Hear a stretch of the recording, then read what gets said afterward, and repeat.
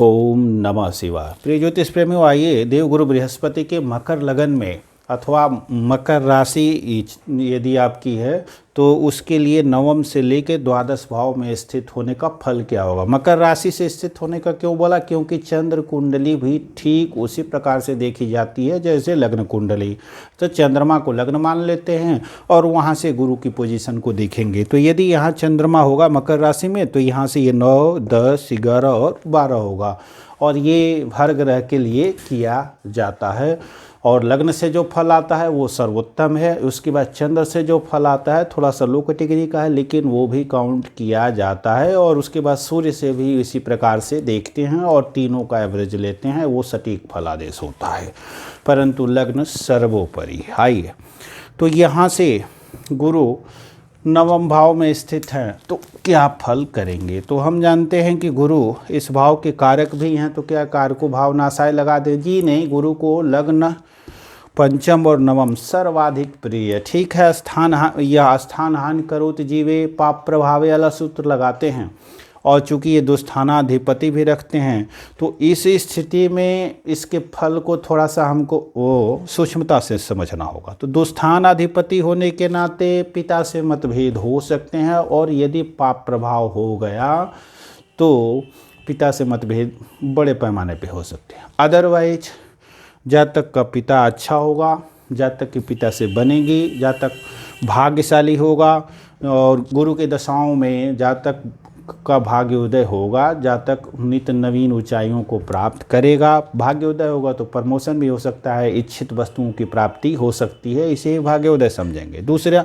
जातक का भाई बहनों से संबंध अच्छा रहेगा, जातक के भाई बहनों के द्वारा भाग्योदय हो सकता है, विदेश के कार्यों के द्वारा जातक का भाग्योदय हो सकता है, जातक एक्सपोर्ट इंपोर्ट के कारोबार, हॉस्पिटल आदि खोल करके कोर्ट केस कचहरी आदि में रह सकता है, वकील भी हो सकता है, अच्छा वकील हो सकता है, जज आदि भी हो सकता है। तो उनके थ्रू भी जातक का भाग्योदय होगा, मतलब धन आदि कमाएगा, यश वृद्धि आदि भी सब जातक को प्राप्त होगी।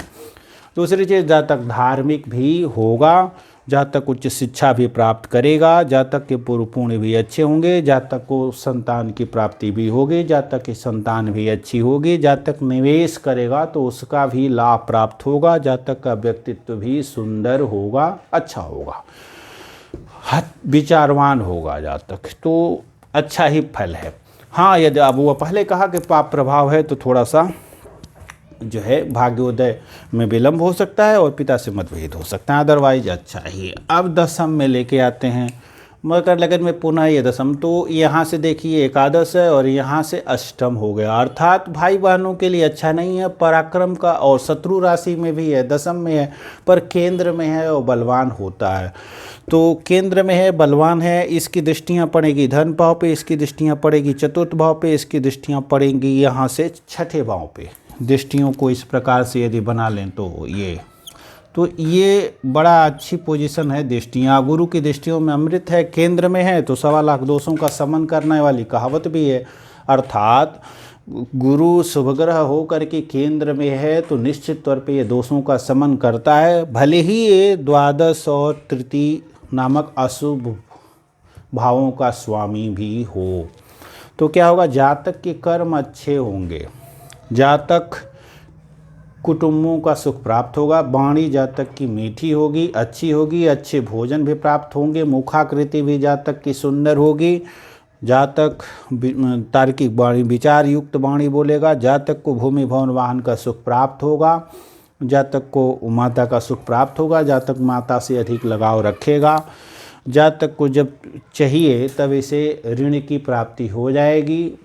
इसके रोग रिपु ऋण होंगे परंतु इनका समन करने में जातक समर्थ होगा।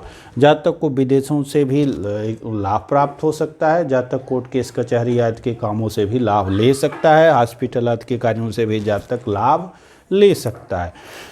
गुरु की दशाएं अंतरदशाएं आएंगी तो चूंकि इसे इस भाव का भी फल करना है, इस भाव का भी फल करना है, इसलिए निश्चित तौर पे जातक खर्च भी कर सकता है और करेगा ही थोड़ा सा, लेकिन अच्छे कार्यों पे खर्च करेगा। तो कहाँ खर्च करेगा? संचय भूमि भवन वाहन खरीदने के लिए खर्च कर सकता है।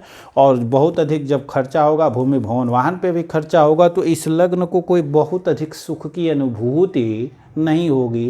तो इस प्रकार से गुरु के इस दुस्थानाधिप होने के फल को हम समझ सकते हैं। बहुत बड़ा ले लिया, जैसे मकान ले लिया, बहुत बड़ा करोड़ों, 1.5 करोड़ 2 करोड़ की ले लिया, लोन ले लिया, चूँकि यहाँ देख रहा है तो ऋण ले लिया। अब ऋण ले तो लिया, भूमि भवन वाहन का सुख भी प्राप्त हो तो गए, लेकिन अब इसमें व्यक्ति शरीर पीसेगा, ये लग्न जो है ना, मानसिक टेंशन बढ़ेगी। तो ये दोस्थानाधिपति होने का कुछ न कुछ दोष है। 1 मकान 2 मकान रहेगी, इसके अलावा भी ये चाहेगा गुरु की दशाओं में कि 1 मकान और ले लें। अब उसके लिए ऋण आसानी से मिल जाएगा, तो पता चलेगा कि ऋण ले लेगा, अब और अधिक EMI पे जाएगा, परेशानी, तो अब उसकी ज़रूरत होगी नहीं। तो ये जो लग्न है इसको कुछ न कुछ पीड़ा अवश्य ही होगी। अब इस गुरु को एकादश में रख लेते हैं। ये एकादश भाव भी सारे ग्रह प्रशस्त कहे जाते हैं और सभी ग्रहों के कारकत्वों की वृद्धि कही जाती है। तो गुरु का यहाँ पे आना बड़ा अच्छा होता है। तो 1 5 9 के बाद ये चौथा भाव है जो गुरु को बड़ा ही प्रिय है। अब कारको भाव नशा यहाँ पे बहुत नहीं लगता, चूँकि गुरु शुभ ग्रह है, यहाँ मित्र राशि में भी होगा, यहाँ से द्वादश भी होगा, तो इस भाव के दोष को, अर्थात विदेश आदि काम करने जा रहे हैं तो उससे भी लाभ की प्राप्ति होगी। एक ऐसे देखेंगे, दूसरा ऐसे भी देखेंगे कि लाभ में निरंतरता रहेगी कि नहीं रहेगी। तो लाभ में, चूँकि गुरु है, नैसर्गिक शुभ ग्रह है, इसलिए लाभ में निरंतरता निश्चित तौर पे रहने वाली है। यहाँ से पंचम दृष्टि भाई बहनों का सुख मिलेगा। जातक काफ़ी पराक्रमी भी होगा, अपने पराक्रम से भी धन को कमाएगा, और साथ में यहाँ विद्या बुद्धि विवेक जातक का काफ़ी उत्तम होगा। इसलिए जो भी ये निवेश करेगा ना, उसमें निश्चित तौर पे इसको बहुत बड़ा लाभ प्राप्त होगा। जातक का यहाँ ये 7वीं दृष्टि 9वीं दृष्टि पड़ेगी दाम्पत्य भाव पे, कर्क राशि पे, अर्थात जातक का वैवाहिक जीवन भी सुखपूर्ण बीतेगा। व्यापार में भी जातक उन्नति करता जाएगा, साझेदारों का अच्छा सहयोग प्राप्त होगा। तो लाभ भाव में भी गुरु का रहना काफ़ी उत्तम है। जातक को पुत्र संतान की भी प्राप्ति होगी, और अर्थात लड़की और लड़के दोनों की प्राप्ति निश्चित तौर पे जातक को होगी, क्योंकि यहाँ से ये पंचम भाव को देख रहा है। अब इसको यहीं लेके चले आते हैं, तो यहाँ पे पुनः बन जाएगा विमल नामक विपरीत राजयोग। तो जातक धनी मानी अभिमानी होगा, और चूँकि स्वराशि में है इसलिए बलवान हो जाएगा। तो दुस्थान भाव में रहते हुए भी विपरीत राजयोग तभी सक्रिय होगा जब शनि बलवान हो। लग्नेश बलवान नहीं होता है तो खर्चे खूब बढ़ जाएंगे और शारीरिक रूप से परेशानी भी हो सकती है। इसीलिए लग्नेश जब बलवान हो तभी विपरीत राजयोग कार्य करेगा, और ऐसी दशाओं में जातक खूब भूमि धन वाहन आदि की प्राप्ति कर लेगा 5वीं दृष्टि से।